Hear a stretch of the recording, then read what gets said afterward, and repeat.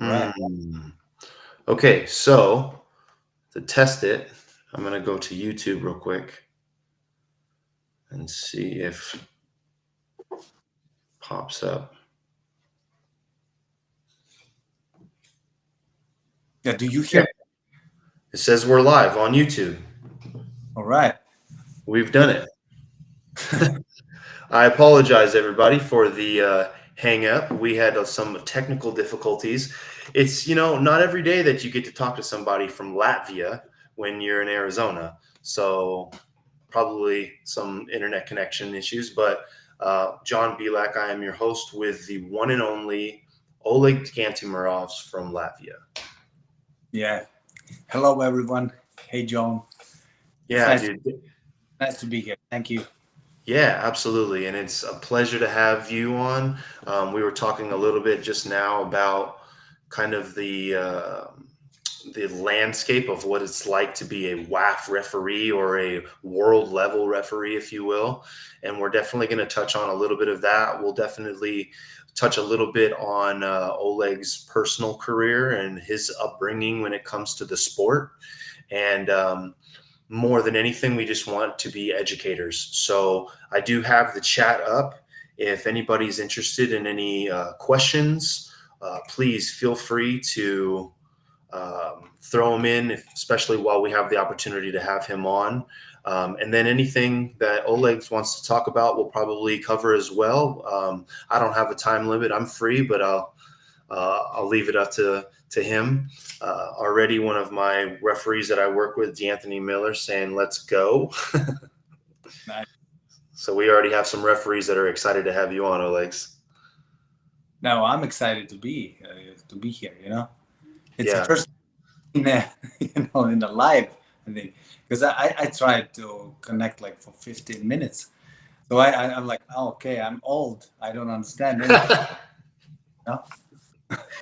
Yeah, and I would lie. I would be lying if I said that this wasn't the first time that someone's had an issue joining, and it's usually one of two problems, and they try to get in through Facebook or through Instagram, and it doesn't allow it. So I'm glad we finally got it to work. But then it was my fault because I wasn't connected to my YouTube. So then I added another 15 minutes. Like I said, anyways, Yeah. apologies, everybody. Not a big deal. We're here. This video will be able to be played back and back and back. So why don't we start with a little bit about you, Olegs, and kind of your introduction specifically to being an official or a referee at at a higher level, I guess you could say. I can tell you from my perspective in North America, I have a feeling it's going to be a little bit different than what you guys experience, but you do a lot of backyard stuff here in North America before you get the chance to really be a part of a real organization or promotion. So I'm interested to know if that's maybe a little bit different in the way that you got started. No, it's the same. Oh, It's okay. the same. You need, if I understand you correctly, it's like you need to climb a ladder. Yeah. To so if I can, I was it's first time I went to Armwrestling. It was like 13 years ago Oh, wow. when I saw it was I think 2012 when one of our female best arm wrestlers, Janna, she Okay. won. I think as I remember correct, she won the worlds, and then I saw it in a on a TV stream or something, and I Okay. sport. I need to go there and see what's happening. And then I went there, and then there is Yanis, Raimons, and everyone, the big strong guys, there. And I was Sanders? Sanders. No, he Oh, was no, not. Sanders? No. I think he joined a little like a couple years later, maybe. Okay. He's younger than me, so that's Okay. okay.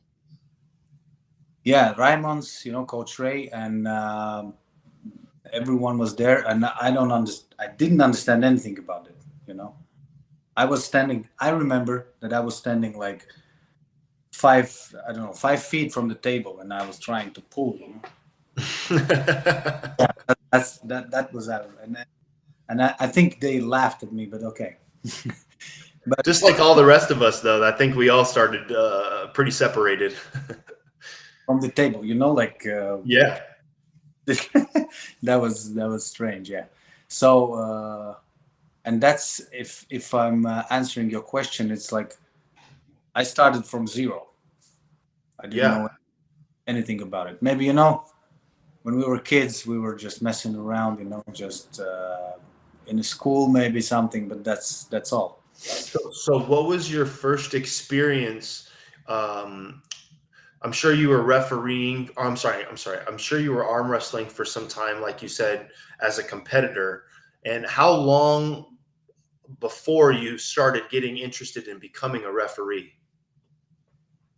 Yeah, it's around, I think, 3 years, 3 or 4 years.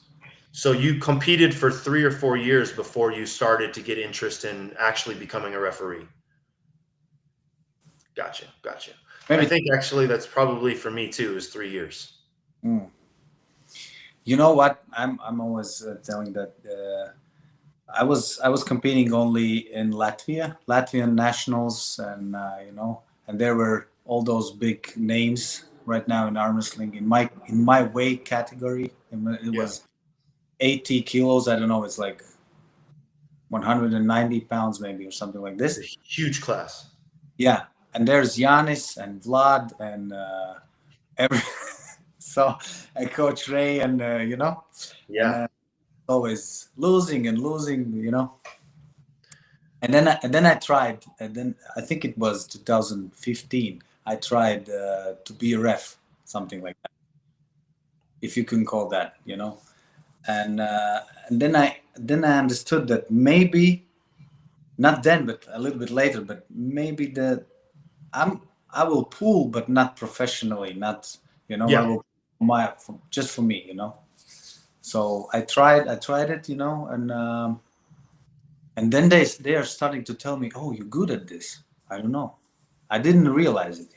Oh, yeah, you're doing good, because they were in the Europeans, they were in Worlds. Raimon Santanovic. They were in Worlds, and he said, "This is the best refereeing we got in Latvia for like ever." And I was wow. like, "Hey, so maybe I need to try it."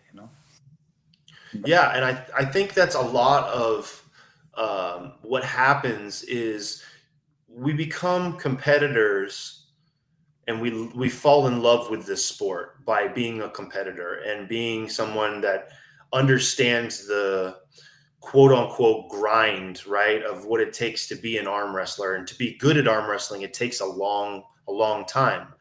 And sometimes, in some cases, usually in that 3 year to 5 year period, Mm. maybe injuries start to occur, or maybe a lack of interest in the sport starts to happen, where you start to fade away from being obsessed to now just kind of doing it on the weekends or so often, right? And it does, like you say, you get to really understand that if you're not, and I've said this before in other podcasts, if you're not training every single day hard for this sport, living the lifestyle, then you're probably not going to be at the top elite level like I a agree. lot of these guys are. It takes a different type of, just like being a professional in any other sport, the elite level athlete, the Devins, the Alizon Muratovs, the Talis, the Levons.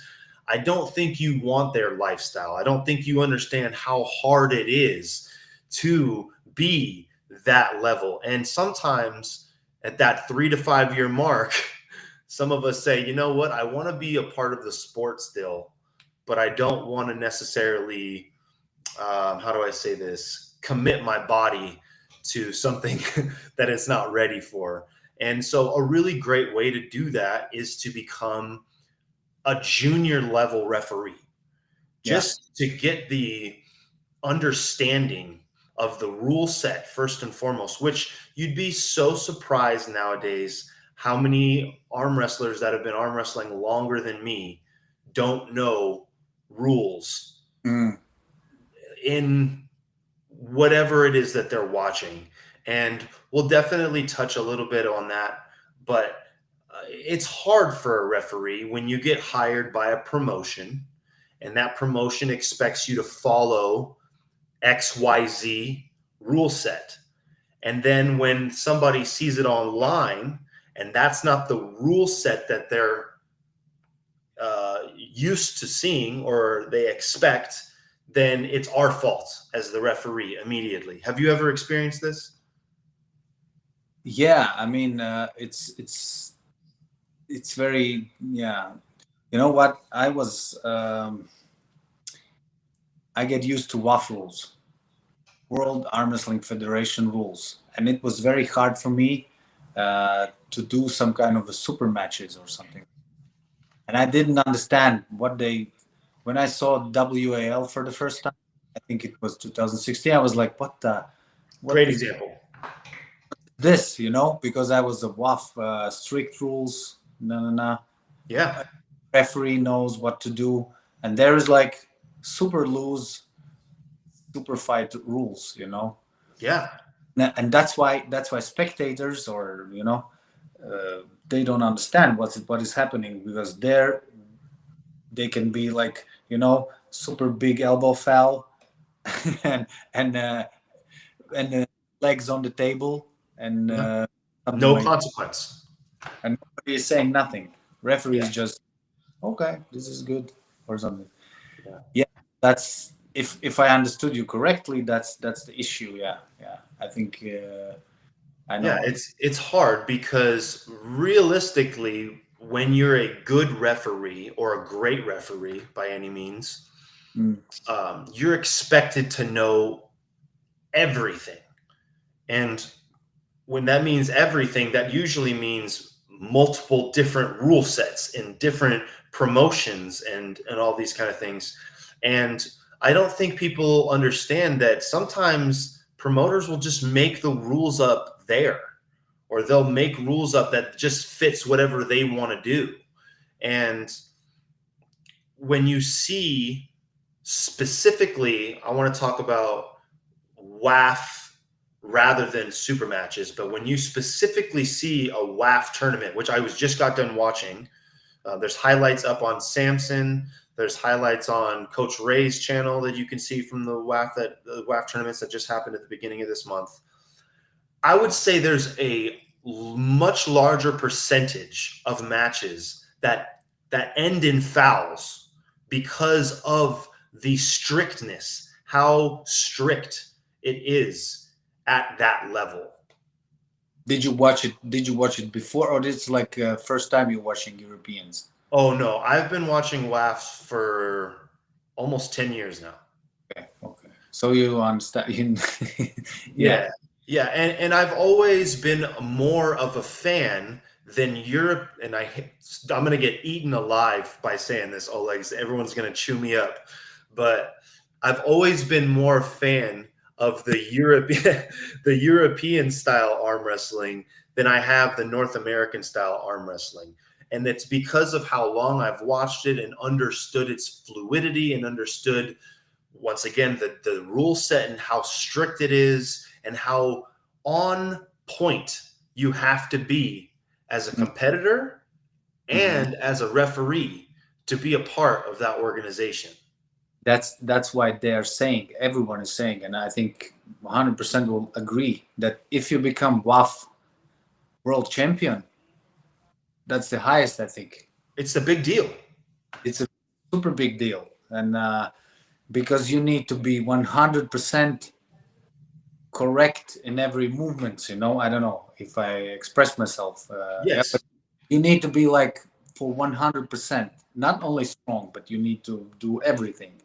So that's why, I think, and this is why WAF is creating those big names, because everyone is like, almost, I think even Devon Larratt is from was participating in WAF.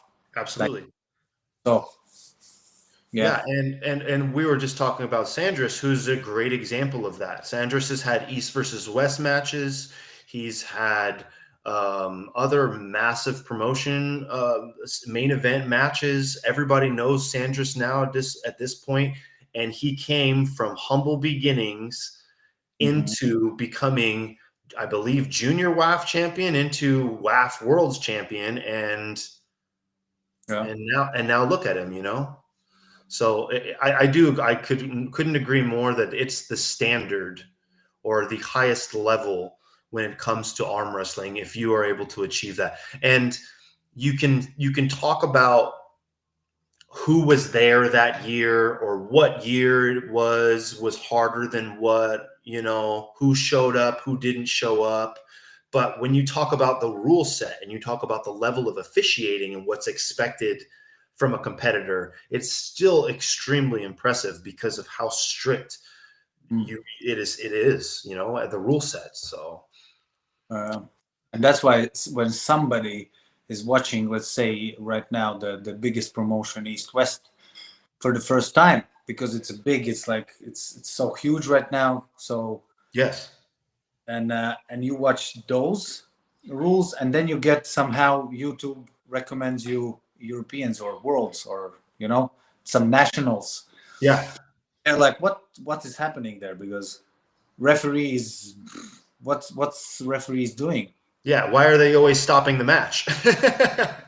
Referee is doing the right thing because it's in the rules, so that's and I don't know how to put it on, how to explain to people. We need to talk about it like we are doing right now, and Yes.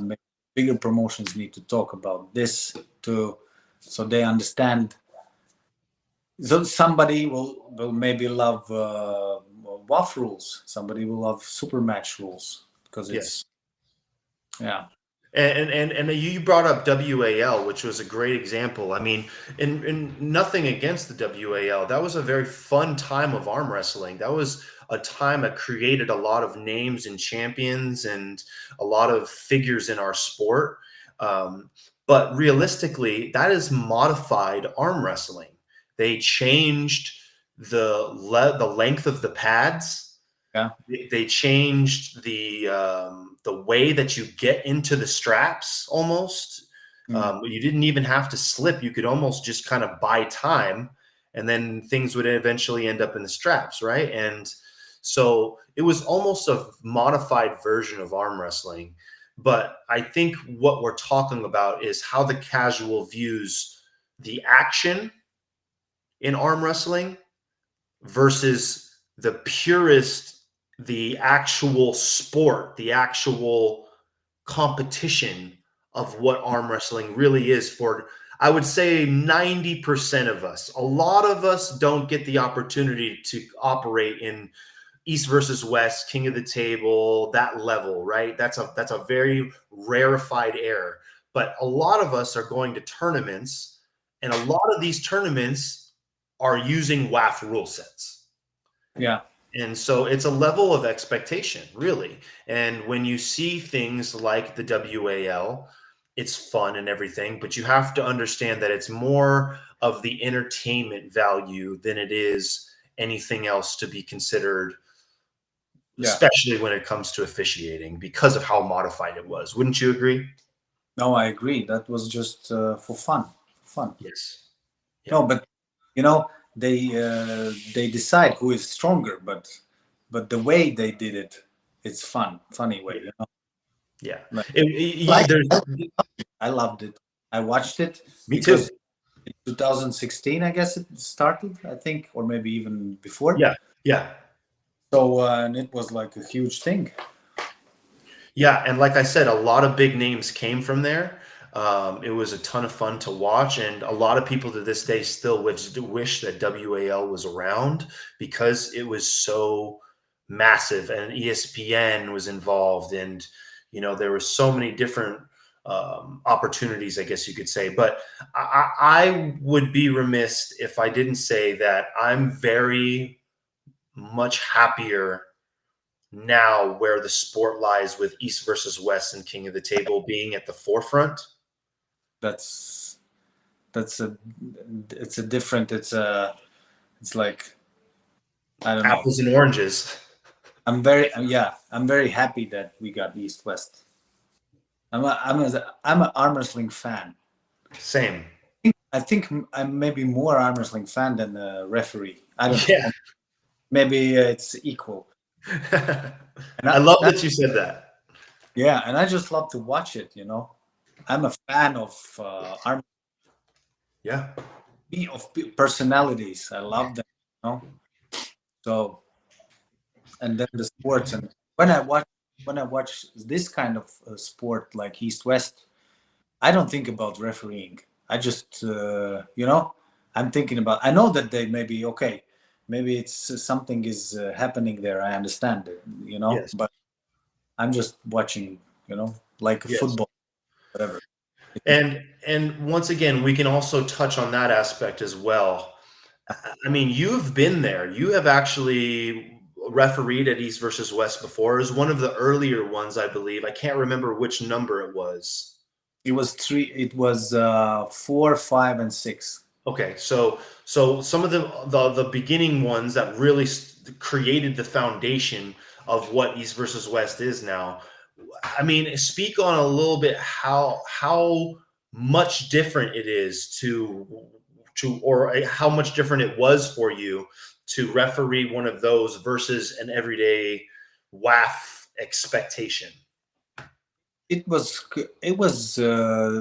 more or less the same because in the starters, I think right now the rules are a little bit loose Right. compared to those first East versus West.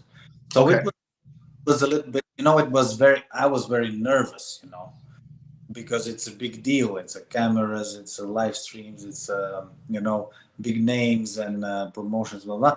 So I was nervous, but at the same time, I think I did okay, because Absolutely. You did yeah, great. because it was almost the same as the WAF rules. Okay, and you said that you were nervous because of the spotlight and because it's a big promotion and the big names, and that was actually something that I wanted to ask you how hard it is to referee a superstar. Maybe like you said, and I've run into this before. I'll give my example first, but as a fan of the sport, a lot of the times you don't get to see this person until you're refereeing them, right? And it makes for a weird dynamic because you have to take the fan out of you for that small instance so that there is no bias, so that there is no favoritism, right? And mine was Ron Bath, Mm. and it was the World Series of Arm Wrestling, and I had been staring across the room from him just as a fan the entire day. And then, sure enough, I had switched tables last second, and I ended up having to referee him in the semifinals, and I had to call a foul on him. And I just remember my voice, Olegs, has never been more shaky in my entire life than saying, that's a foul on you, Mr. Bath. Right. Yeah, I understand you. I know what you're talking about because I was refing. It was top 8 2018 or 90, I don't remember the year. It was Krasimir against Alex Kurdecha. Oh, I was I had told this for my friends a lot of times, but so it was, Alex. Have you seen him in real life? massive. You've seen him in real life. So he's just like he's a real giant. Yes. I'm like 5'10", okay? And and I was like, what the wow. I don't know I was scared. No, I'm just honest. I was scared because he lost, but he lost on the fouls. Oh, And when I'm coming to the table, I don't even think about it. But I become a referee. I'm not a fan anymore. right, right, right. Doesn't matter for me. There is Devon Larratt or whatever, who they are. It doesn't matter for me. I'm just watching so they are. The fight is fair and so on. no breaking the rules and something like this. But that time it was the first time. I was a couple times scared at the table, but that was the first time when he was starting to get angry, Yeah. you know. And I thought he will just smack me on my head, like Squish you like a bug. I will just. And I told him after, and he was like, "No, I will never." No, no. He's so nice, right? But at that moment when he was so angry, you know, the emotions. I'm not blaming him. It's already been it's in the past, you know. Yeah. But I was very scared. Yeah, I was So just. I have a funny story for that. I have a funny story for that, but in reverse. So we've met, and you know me. I'm not a like real big guy by any means. I'm not, you know, Alex or Levon or Devin or anything like that. But I'm 6'3". I'm 220 pounds. So I'm probably a little bit bigger than the average person, right? And I'm a referee that's tall. So I'm always kind of looking down on the average competitor.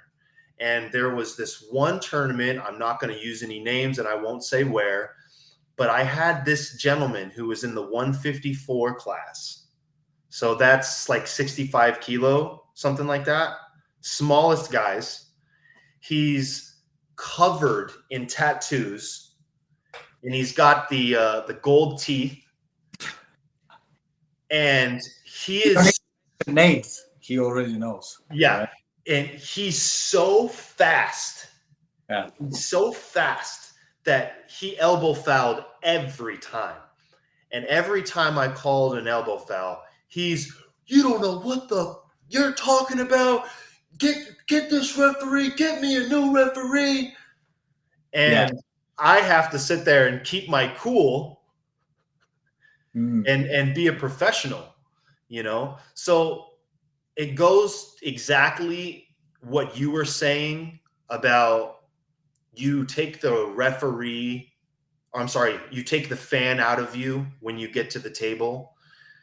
And what I was talking about in my experience, it takes a certain level of professionalism Hmm. to be a referee for the sport of arm wrestling. I really have always believed that. I've really always believed that not everybody is meant to be an arm wrestling referee. It's not for everybody Hmm. because it's hard. It takes a level of professionalism that a lot of people are not willing to go to for a backyard sport or whatever you want to call arm wrestling, right? And you need to be what is the word? Very stress resilient. That's the word. Yes, yes. We say thick skin. Thick skin. Yeah. Yeah. Yeah. You need to be with a thick skin, but at the same time, not arrogant. You know. Absolutely. I'm in armless. I'm a referee for 10 years. You know, so I went all stages. I know everything. I think I know everything. I know. No, I now I when I said I know everything, that's not true. I don't know anything. That's the better. That's better thing. So I went through all those stages: arrogance, angry. You know, I was angry. I was thinking that I remember that I was thinking that I know the best.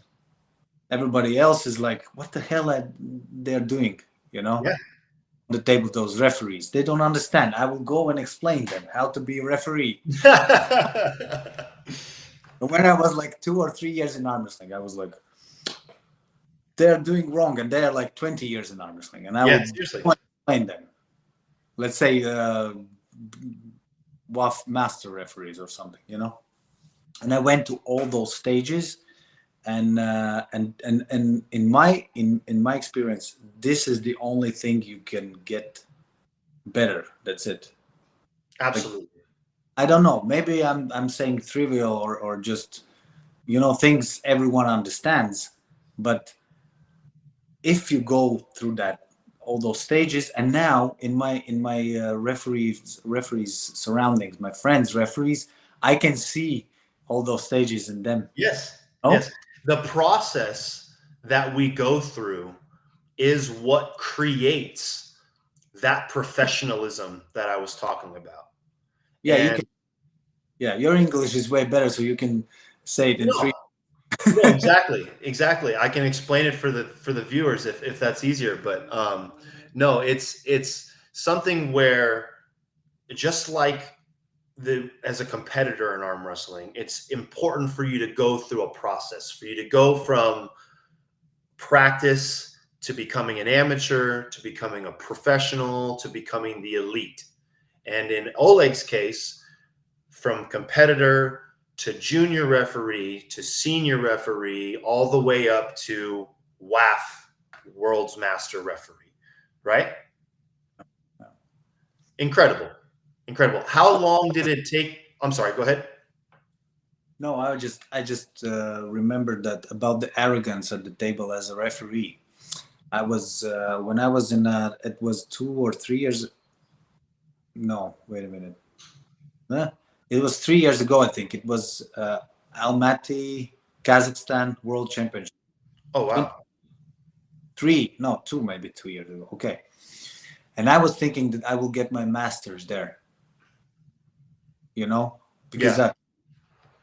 I thought, okay, I went through all those stages and then, but I was not ready yet. Even if I know all the rules, all the small details and everything, maybe I move very good and everything. I see a lot of things and everything. Still, I was not there to get the master Right. level, you know. And I was when they didn't give me that master level in Kazakhstan. I was like, first 5 seconds I was angry, and then it just came to me. I realized I'm not ready yet. Yeah. I don't That's know. actually that's actually so true from so many different perspectives. So there was um there was a tournament that happened last year for the first time. And it Mm-hmm. was the very first time that I ever got to referee for and with Bill Collins. Mm-hmm. And shout out to Bill Collins. He's probably going to be my next guest. I love that man so much. Everything that he's taught me and done for me, just as yourself. I've learned so much from you guys. That was the first year I ever got to referee for him. And I had been refereeing for about 3 years, maybe a little less, just about 2 to 3 years before that. And I was only a junior level referee. And that tournament that I first refereed the first time with Bill, I tested under him and got senior level referee. And I'll never forget how important that was to me because I had received it from Bill Collins, right? Now, just this year in April, it was the second year of that tournament. And I went out there to referee for Bill Collins. And I think he had something like 9 or 10 people that he certified this year at that event. So he had a ref seminar this year in April for that event, and a bunch of people came out, and I think he certified like 8 or 9 people. And I remember getting asked by probably 5 people, why aren't you trying to get your next up? Like, why aren't you testing to get your next up? And you know what I said to every single one of them? Because I'm not ready. Mm. Because I know how long I need to be a senior level referee before I'm moving onward at all. Because in my eyes, it takes, like probably what you're talking about, more experience Mm-hmm. and what you get from that experience. Like you said, maybe I already know all the rules.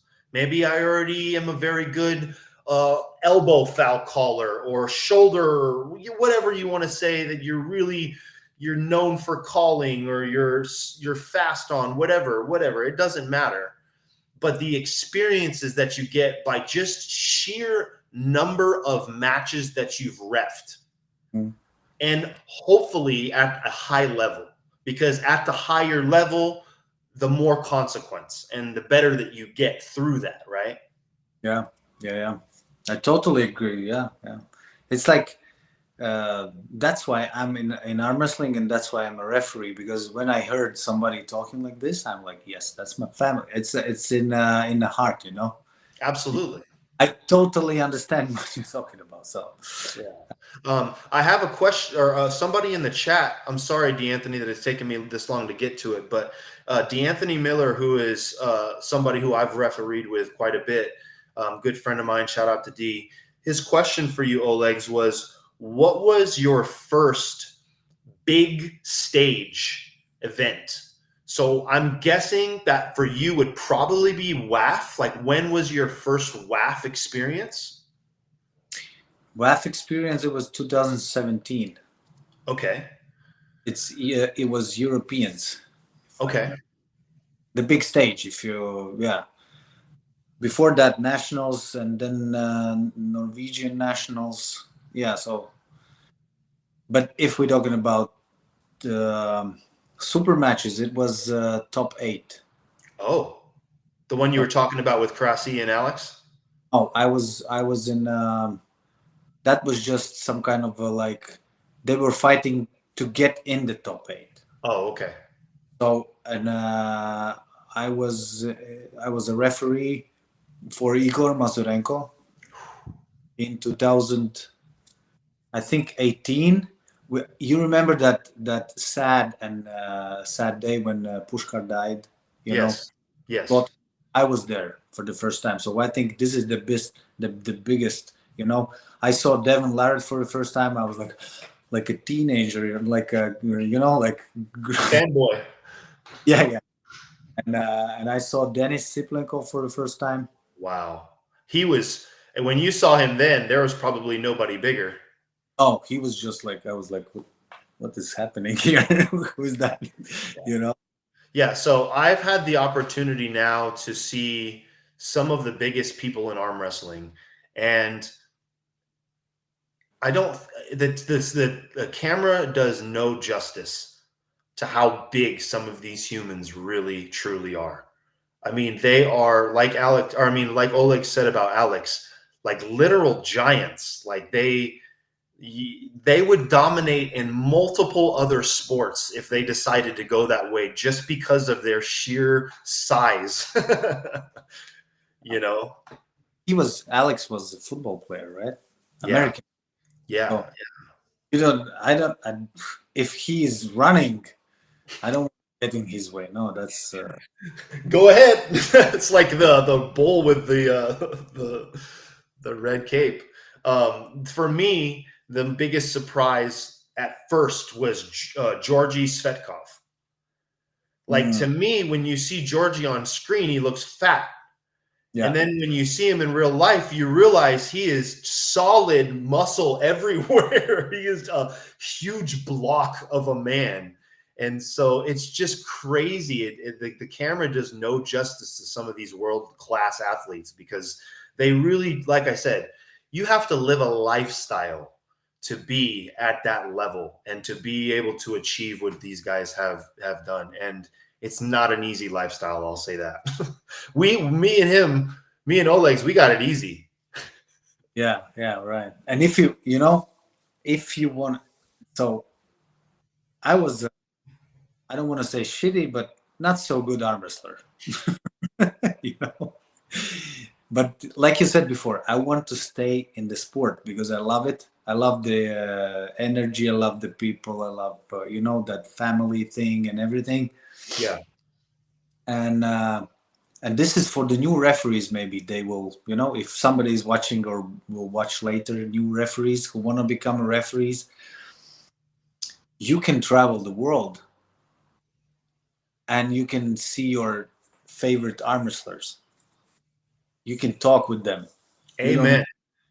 You can just be with them. You know, sit in one table and just, even if it's a one sentence, but still, you know, that for me it was like that because I was watching the Pulling John. Pulling John, it was the movie, right? Yeah. 2000. I was watching a lot more years later when it came out, but And I was watching it, and I was like, wow, Alexei Voivoda, wow, wow, wow. I want to be there, you know. I just, I wanna be with those guys somehow. I don't know. And then next thing I know, again in the 10 years, I'm there, you know. It's so true. Like, you know Tim, and you've worked with Tim before, and shout out to Tim Talmadge and everybody over at Arm Sports Entertainment. Love you guys to death. But I think it was something like in an 8 month period, I had refereed 10 events Mm, because of the opportunities that Arm Sports Entertainment gets, and me being a part of that referee staff. I would be able to travel to Florida and to Colorado and to all places I had never seen ever, and probably would never have gotten the opportunity to go to if it wasn't for being able to referee the sport of arm mm, wrestling. And so, I mean, you nailed it when it goes to being able to meet people and the high level athletes, and being able to meet people like other referees, because those are some of the best people that I've ever met. Like you, Dave Hicks and Anthony Dell'Antonia out of Canada, some of my favorite people in the world. Yeah, just the great arm wrestling referees. They know so much about the sport. How long has Dave been refereeing? Like 94 years, something man, like that. I was joking with him when we met in one of the worlds. I don't remember it exactly. I was always laughing about his age. You know, I know, and he's so nice. And he's the best. He's He so good. he understands that I'm like a young, and you know, he Yeah, understands. So yeah. he's laughing with me, and I was like, okay, Dave, let's go on the table. I will beat you. I will beat you around. Everything like, and he's so strong still. Yes. He's like, I think I can't take him, but okay. But that's exactly what I'm talking about as far as the level of relationships that you get to meet because of how it is a brotherhood, Yeah, how this community is treated one another. And I hear it all the time, but it is the best part of arm wrestling is the people, right? And the people that you get to meet and the people you get to spend time with, and being close to the sport in any way is going to do that for you. So I do recommend everybody. I kind of say the same thing about working for the restaurant industry. It's very important for everybody somewhere in their younger years to work for the restaurant industry because of the things that you learn. Well, if you're going to be an arm wrestler, I think at a high level, it's important for you to at least get your junior certification as a referee so you can understand from every perspective. You'd be crazy if you think it doesn't make you a better arm wrestler. I am such a much better cheater now because oh I'm a referee. yeah, yeah. That's I'm obviously joking, but you know what I mean. yeah. You can do, if, and if a referee doesn't see it, so it never happened. Exactly. Exactly. You only call what you see. Rule number one in refereeing. That's true. You can't guess. Oh, I think it was. No, you need to see it 100%, and then you can call it. Yeah, actually, that's a good point. I'd like to touch on that a little bit. You are one of the very few referees that I have ever had sidebars with. And Mm, I've understood that a really high level referee will do that. Bill Collins has done it with me, Leonard has done it with me, and you've done it with me, where if we're not making the right connection from one table side to the other, we go off to the side and we have a talk real quick about what we've seen. yeah, Maybe talk a little bit about how important those little instances are. yeah. So that's I think it's very important because you need to. This is the only thing in my mind that we need to make fair calls. That's it.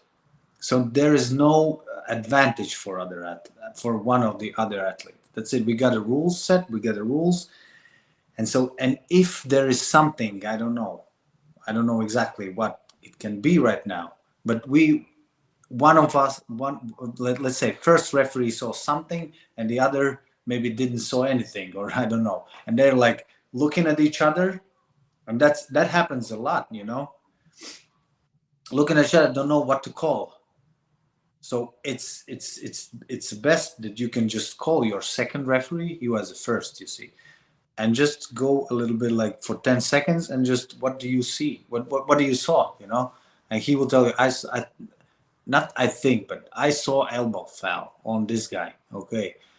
And I will think, okay, yeah, I saw it too, or maybe I didn't saw it, but I believe my other referee. So, and then we make a fair call, and then everyone is happy because uh, So I set you up for a trap. that's the essence of it, Yes, absolutely. But I set you up for a trap because I wanted you to say exactly what you said, which is, I trust my other referee, which is so important to have a relationship with your other down referee or whoever it is that you're officiating with that day. In my case, and I'm sure in your case, a lot of these events, there's sometimes 5 or more other referees that I'm working next to and I'm working with. Mm. And sometimes we rotate tables, and you have to be understanding of multiple different styles of referees and how they handle things and how they say their cadence, maybe how they interact with the competitors versus how you would interact with the competitors, right? And to me, trust in backing up your other referee is essential Yeah. in a good, firm, trusted referee team, because as soon as you know that the referees are not on the same page or don't know what they're doing, or there's a little bit of I can take an advantage, it spreads like wildfire, and it will continue to happen, and it will be continue to be seen. And I've seen it happen before, where young referees get taken advantage of because they're unsure, or they're not, they don't haven't gotten tested yet. And it, man, I And have, athletes understand this, and they're taking it, experienced athletes understands that this is and they are trying to interact yes, with the referee, and the referee is like you said, deer in the headlights. doesn't understand what to do, and then there's a lot of mistakes and everything. Yeah, yeah. But this is the thing. Imagine there's a European Championship or World Championship. Athlete was training 6 months for this. 6 months or whatever, 5 months. It's like there's no money in this. It's just a pride. Yeah, pride. Yeah, It's like yeah, for his country, And then I made, as a referee, made stupid mistake. I didn't saw something, and he lost, or I did, or I forgot something. He lost because it's very fast. One foul, second foul, get out, right? yeah. So Go home. that's why we need a referee needs to think about this. That they spend 6 months, a lot of time, a lot of money to Yes, come there, and still we don't have any support in other countries from government or whatever. They yes. spend, and then 2 fouls, get out. You're out. And if you made a mistake, I think I have seen it a lot of times that you need to admit sometimes your mistakes, and that takes a lot of, I don't know, courage. And I'm sure right now you can say, even for yourself, and I know I can, no referee is perfect. No, we are not robots, right? We are not machines. We are just same as human beings, so we can make mistakes. But if somebody points out those mistakes. It's not like you are doing a shitty job and you just need Absolutely. and everything. This is the um, time you need to you can be better next time. To admit Educate. mistake, and that's it. And nobody will blame you. Nobody will say this referee is shitty referee. He don't understand anything. He or she, whatever. Yeah. Just admit it, because I know that for some people it's hard to do it. You Yes. know, Yes. but You, I'm right. You know. you, Bill Onofre, Bill Collins, and I would say I haven't refereed with him enough, but I would say Anthony Del Antonia are all referees that every time I work with you guys give me feedback about how I'm doing Hmm. and how I can be better.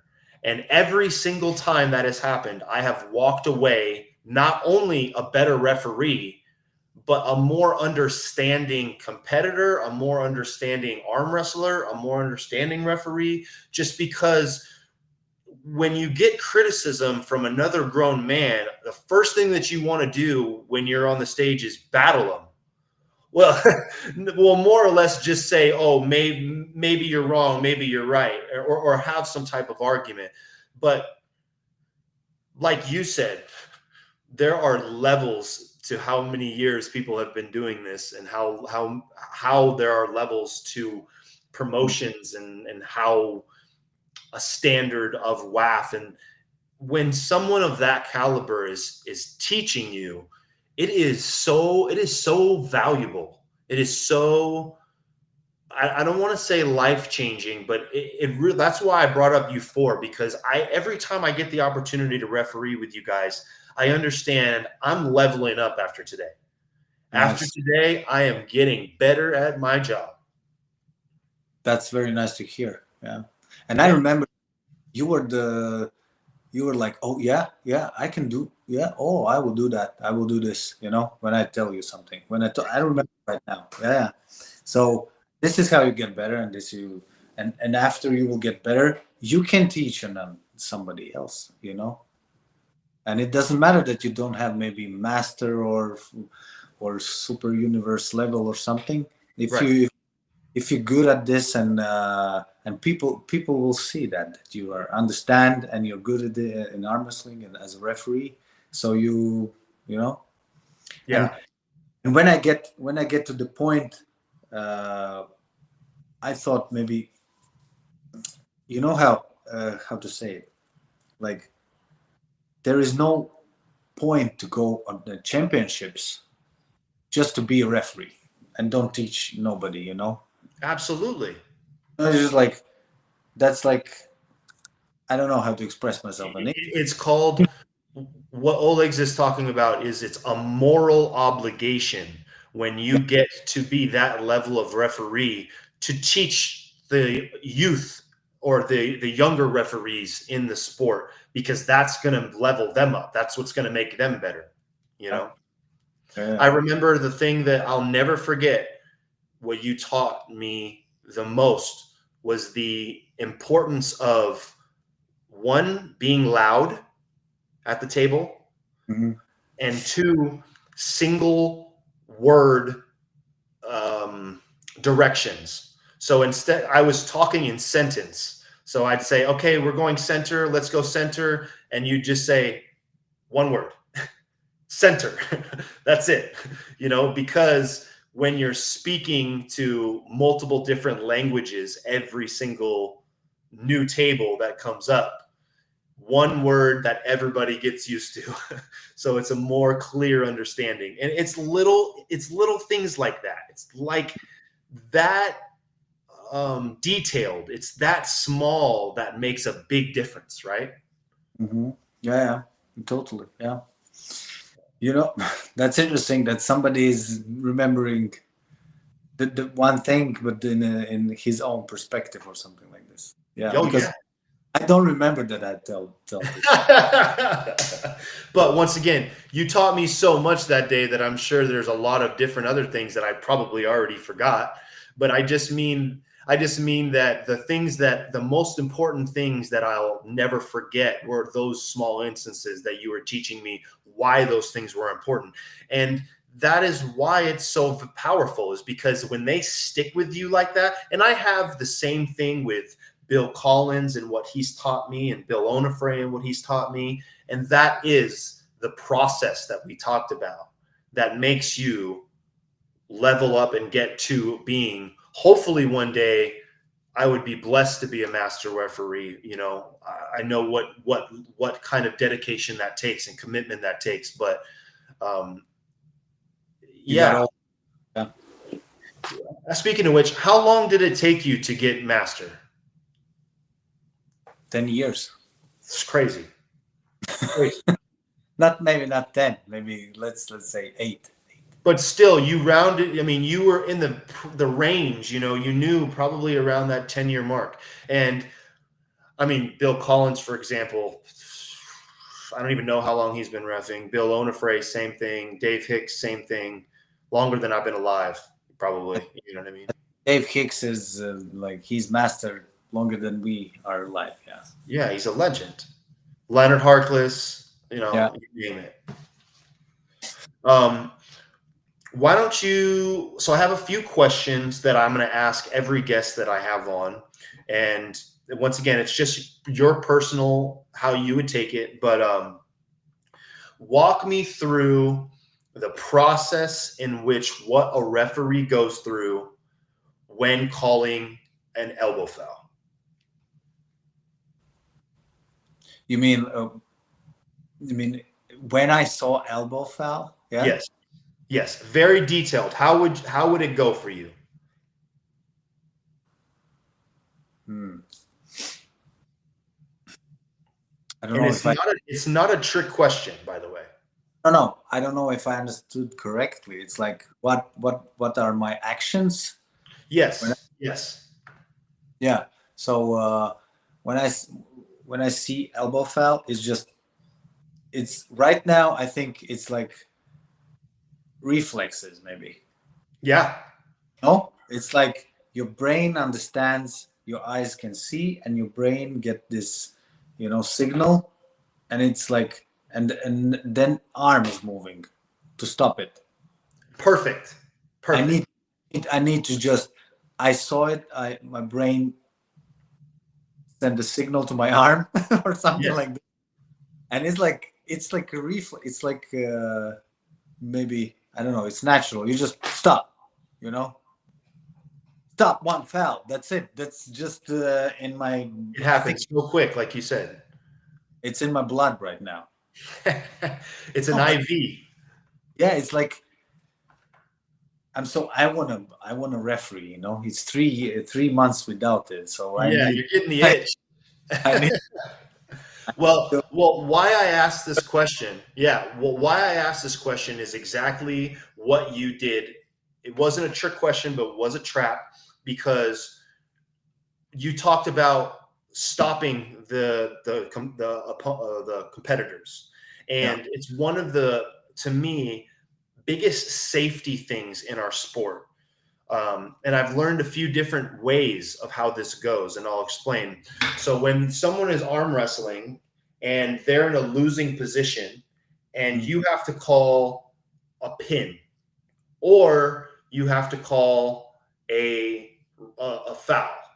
What I've seen a lot of the times happen is the referee put their hand on top of the two hands to Mm. stop the competitors, because in their brain, putting my hands on theirs, they're going to stop, because that's not normal. It's not, why is there a third hand now involved, right? Like in there they can see it, right? So I understand that, but I've also learned that if I was in a break arm position and I put my hand down, that could be the end of that dude's career, and I could break his arm, right? Yeah, that's the topic. That's this is the very good topic. Yeah. Yes. Because And so what I've learned is to touch the opponent's shoulders or their upper arm here to stop them while I loudly say stop. mm, So they are still feeling something, Hmm. but I'm not getting involved in the twisting or the turning or the manipulation of anything. It's almost like a slap almost, you know?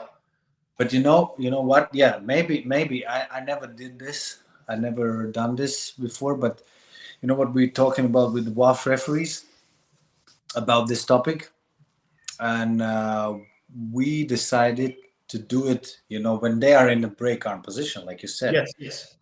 I don't know if you can see my arm because my camera is not. So when they are here, let's say this is break arm position and the pad is almost here, and I need to stop it, and I'm like here. Down I don't put the hands here. Like you said, this is incorrect because they can. danger. It's dangerous, yeah. So we need to put it here, like here, under the or here, So bring it back to center in a way. like that, because they are concentrated. I think athletes. I don't know. That just came in my mind. They are concentrating on the arms, Yes. on the only on the arms, I guess. Right when they're Yes. pulling, and if you touch them here, they will not. Maybe they will not notice it. Well, two instances. One, Here, they will just. correct. Well, like I They're said, whenever you touch the hands, they know. And sometimes on the arms, the two examples that I know of is when only in amateur arm wrestling for tournaments, but when someone is in a break arm and they look away or twist their shoulders, sometimes the referee will touch their opposite shoulder to say straighten out or look at your hand to try to keep them safe. So in that instance, I understand you're technically touching a competitor in a very similar way. Another second instance would be if I'm in a press and my shoulder starts to make contact with my hand. Sometimes the referee will, like swat in between to make sure that they're not touching. Have you ever seen that before? I have seen it, and I can't say it. I'm not doing this. I think Okay. maybe one time I did this. This is good. This is why I bring this up because I want to know these kind of differences, right? So yeah, and we don't as have. Let me just concentrate on my English. So we don't need as a referees, less we interfere with The our better. hands, the better. So we Yes. don't put hands here. No, we need to use our eyes, Correct. right? And the same with the break arm pose. If you hear, I don't know if you see my, if you Yes. pressing and if it touched, that's it. You Yeah. can see. That's why I'm always in my if I'm explaining for somebody, when you are a first referee and when the competitor on the um, let's say it's a right arm, yeah, the right arm match, and you're a first referee, and competitor, you can't see it if they are like Correct. pressing. You can't see it, but you as a first referee, you need to move almost around the table, almost, You need to because be able to see. second referee who is watching the elbows, Correct. right, and you can move, and I know that, and you just move here, and you don't interfere with your arms because it's gonna, because even if it's like this between, we don't need to, we can't stop it because it's allowed, right? And maybe he can win.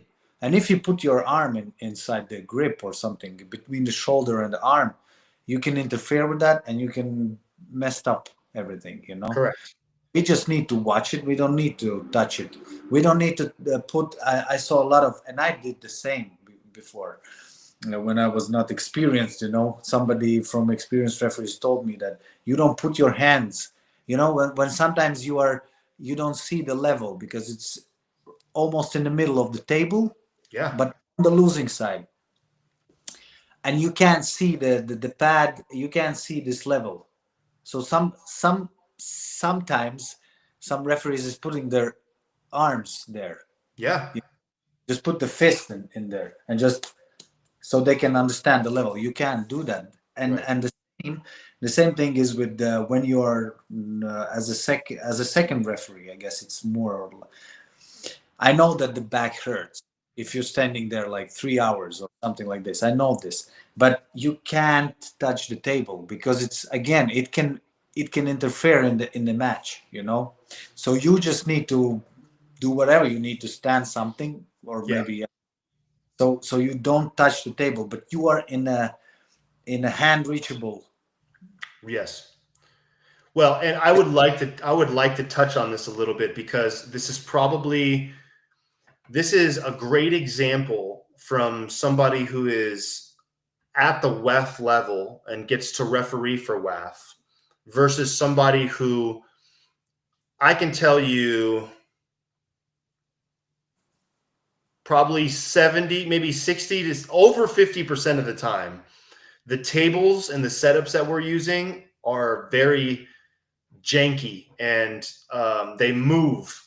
And sometimes as a referee, I've had to hold the table down as I'm refereeing, I which understand. which does take away from how well I'm able to officiate that match, right? Mhm. And also, I wanted you to talk about how, once again, we have the most thankless job in arm wrestling as a referee, but people think it's so easy, like we just stand there. Yeah. But you have to, your knees and your back after the end of a day, I cannot tell you. I have been more sore after a day of arm wrestling refereeing than I have from arm wrestling. At least in my arm, at least when I compete, it's all focused right here. Yeah, and you there like for maybe 1 minute or something like this on the table. Then you get a rest, 15 minutes as an athlete, then you come again. And we as referees, we stand there, you know, All all the day. yeah. Thanks God we can change. And we need to change because the focus is disappearing, you know, and we can't, you know, make a right calls. Yes. Yeah. So we got a comment here from Scott Evans from, I believe, Utah. If it's the Scott Evans I know, shout out to everybody over in Utah. Shout out to Scott. We got a comment here which I definitely want to touch on because this is an interesting topic. It Okay. says, in this sport, I believe the most crucial part is the setup. And from a purist standpoint, I would highly agree with that, Scott. I do definitely agree that almost 80% of the match is won in the grip or the setup at the very beginning before arm wrestling really even takes place. Um, so it says the second part is, so yeah, the level of ref can help or hurt your setup, which is very true, but also should not be true. It is true that referees, depending on what level they are, can have X amount of experience, and that can affect how everything goes. Olegs talked about that a little bit earlier when he said, you know, imagine someone trains for this for 6 months and then you're not paying attention or you're not doing the best job that you can, and you send someone home after, you know, they just put their hard work, effort, and money into being here, and you make a mistake. So it happens. Mistakes happen. Absolutely. Number one. But realistically, the setup and how a referee handles the setup really, as I've learned, should only come down to like one of two ways, really. And that's how you're officiating somebody out of a ref script and how you're officiating somebody in a ref script, right? Mhm. Very rarely do you get to see the cadence or the setup where it's close your thumbs, close your hands, ready, go. Most of the time, as a referee, we are closing the person's thumb each alternatively so that it is a fair setup, right? The close your thumbs, close your hands, ready, go, and letting the opponents do it themselves is for speed, and it is for entertainment value. That talks about what we talked about with modification arm wrestling, like WAL or something along those lines, right? But when we talk about purist standpoint, there is one way to close. There's one way to do a ref grip. It's really simple, and that should not change. There is one way to officiate people when they have agreed on their grip, and that's shoulders are squared. You can see their thumb knuckles, each one of them. You're at the center of the table. Both opponents' elbows are on their pads. We're happy. You know, when it comes to a ref grip, it's basically the same thing, except the level of severity in which the consequences are, and how now you putting it in my hands. I guess I don't want to say the patience level changes, because I'm still going to be the same level of patience, but we're going to move this along a lot quicker, because you have proven to us as competitors that you cannot do it together. Mm-hmm. If that makes sense. And that's why we got in the rules. We got 30 seconds to get their own grip in WAF rules, right? And I think we need to, like we talk. I don't know if you know, but we got WAF referee training committee. Oh no, I didn't know that. Okay, and I'm like I don't know what, like a head of it. Oh, okay, cool. To explain, and we are trying to, and we are changing the rules, and we will do, and we yeah. So we talk, we are talking a lot of it, a lot about it. Yes. That first thing, all the referees. If we're talking, I'm going to talk about the WAF, but I think in general, if all the referees will do the same, if you're talking about referees grip, it's written how to do it, right? And everyone knows how to do it because they read it. They read it, That's it. And we don't need to talk about it anymore. There's one way to do it. But the thing is, right now, everyone is doing like they want, Not they want, but like they think, like they taught before, like Yes. they were I think this massively holds the sport back by having too many rule sets or too many different ways that things can be done. There is one way football players know how to play football. Right. They know it only happens this one way. Baseball, there's only one set of baseball rules. There's only one set of soccer rules. I mean, we're not changing it based on if it's going to be on TV or not. We're not changing it based on whether or not Messi or Kobe Bryant is going to be there or not, right? In our case, Devin Larratt. In a lot of these cases, we modify things just because. And I find if we were to all just follow suit, as we say, and get behind one standard, and the longest standing is WAF. That is the rule set that 95% of us are familiar with. Yeah, and use it just with the modifications from your side. Absolutely. Files or whatever it is. And I know that a lot of people will say, we need to see the show, we need to see arm wrestling, because those rules are I don't know how to say, breaking or changing it's not anymore arm wrestling, but it's just the rules, right? You need to punish them. No, it's not. Like, I saw a lot of good, super good matches in the hook, in the top roll, and in WAF with the super strict rules. I saw a lot of, I think you saw it too in the WAF and EAF and everything. And you don't need to be so loose to get this super good arm wrestling match. It's true. It's very true. And I think everyone, even the Larratt and Levan and whatever, they can do the same without those, setups for 5 minutes. Yeah. It takes away from the sport. Nobody wants to watch a 6-hour arm wrestling event. I love arm wrestling more than anybody. I don't want to watch TV for 6 hours straight. I get Yeah. bored watching whatever I'm watching after 3.5 hours. I'm done. Yeah. Um, so I don't want to make this too long, so we'll probably end this here pretty soon. But I do, after what you just said, want to make it very clear that, and this can come from you, Olegs, because you probably talk to these people quite often, or if anybody watches this that's a referee, this is an extension to you guys. I want to have referees on this show. I want to learn more. I've learned today, just from the hour and 15 minutes that I've spoken with Olegs. There are things that are more important in this sport. And to me, at the very tip top level, it is education and in knowledge and spreading awareness of our sport.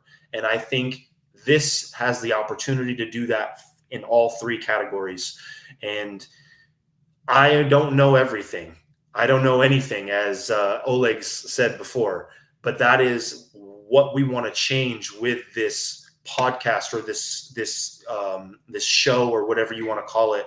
So this is just the beginning. I'm going to be doing one of these. I want to at least do it twice a month if possible. If it might be a little slower to begin with until more referees start to get involved and I can have more guests on and things like that. But realistically, I find this to be important for the community of arm wrestling, whether it's the casual competitor that can learn something from master world referees that have been around for 10 to 20 to as long as however long Dave Hicks has been around. We're still trying to figure that out. But that kind of stuff is what, to me, I find to be valuable. And so that's what I'm going to pour into this channel. So I hope everybody watching this was able to find a little bit of that same kind of, aspect to all this, because I think it's different. I think you have plenty of podcast shows and you have plenty of talk shows and you have plenty of internet specialists or internet trolls, that want their voice to be heard. And I think this is much different than that. And I think the more I get people like Olegs on, the better that this sport is going to be. So, John, I want to say this is very great idea, and I wish you luck with this. thank And you.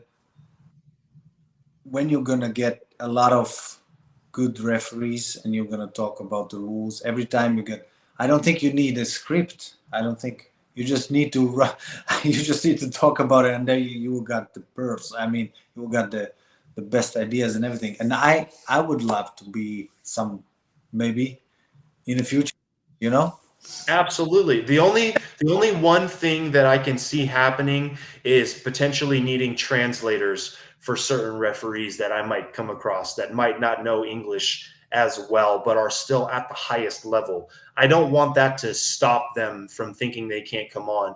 It might be a little bit of a longer show for that reason, but for the most part, the information and the data is still there, and that's still the most important part to me. So please share this as referees, as people in the community, get this into the hands of the East versus West referees and the King of the Table referees and the WAF referees from 2030 to now, however long ago. I want to talk to all of them. You know what I mean? Yeah, this is a very great idea. Yeah, and I appreciate it. Yeah, and I'm happy to be here. And we are talking 1 hour and 20 minutes. And I think we can talk for 10 hours more. Seriously. 4 hours. No, that's if we want to touch, small rules, small details, we can talk. I think we can talk. You're right. 5 hours. And it is important that information is somewhere. Yeah. And you have to go to tournaments or to practices with somebody like yourself being there to get this information, to get this education, to get people to understand more deeply. And so that was my whole idea behind this, is picking brains. Like you said, no scripts. I just want to talk more with the highest level of officials in our sport, because they have the things that they've seen, the things that they have taught other people, you know? So yeah. We need all of this. We need, if we want to get new referees, and if we want them to be successful, good, and everything, we need to teach them not only in seminars, not only at the table, but we need to talk about it. All the like we are doing right now. Yes, Make, they call it an archive yeah. of somewhere to go to gain or get that information. And from what I've learned, like I said before, there's plenty of arm wrestling channels. There's so many, Mm. but none that have focused specifically on what it is to be official or a referee and how important that is, especially now. Arm wrestling's been around a long time, but it's never been bigger than it is right now. And with how many people are joining our sport every year, we have the opportunity to have the next best referee, or some really, really high level referees that are coming into the sport because of the sheer influence and influx of how many people are joining our sport. Yeah, agree totally. So, And if we can be a part of that in any way, right? I'm very happy to be a part of it. Yeah. So Thank we you. are small things, but they are important for. Yeah, absolutely. Absolutely. So like I said, everybody, we'll probably wrap this up here. Share this, get this over to anybody that referees, and hopefully next time we can have them on, or have them on soon. Olegs, it has been such a pleasure, my friend. I'm You so too. glad that we got it to work. I'm just happy that we talk about the rules. I'm just, like you said, I got itchy. I want to be. Olegs can't wait to go referee now. So All right. thank you. Yes. Take it easy, and we'll see y'all soon on the next one.